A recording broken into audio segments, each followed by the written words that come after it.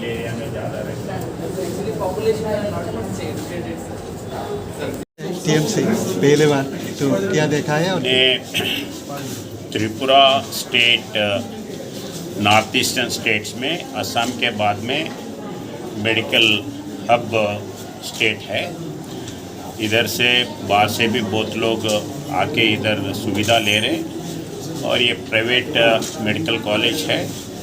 Government का जो policy के नाते गवर्नमेंट का पुराना डिस्ट्रिक्ट हॉस्पिटल्स है उसको प्राइवेट कॉलेज के इसमें करने से स्पेशलाइजेशन पीपल बहुत से लोग आते हैं। कॉलेज रहने से हर इलाज का स्पेशलाइजेशन होता है, जैसा आई का है, ईएनटी का है और नियोनाटल छोटे बच्चे कम वेट में होते हैं, पैदा होते हैं, तो उनके लिए भी वार्ड है। ये जनरली किसी डिस्ट्रिक्ट हॉस्पिटल में नहीं होता है।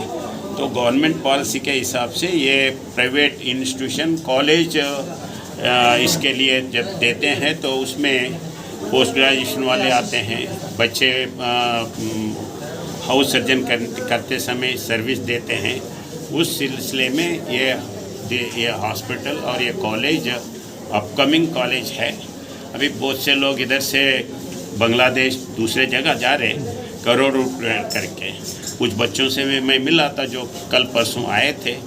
तो अपने पास अच्छे सहूलत है तो इसका यूटिलाइज़ करो। और ये कॉलेज बेस्ड हॉस्पिटल्स आने से आम पब्लिक के लिए हर तरफ का हर किस्म का इलाज इधर मिल सकता है।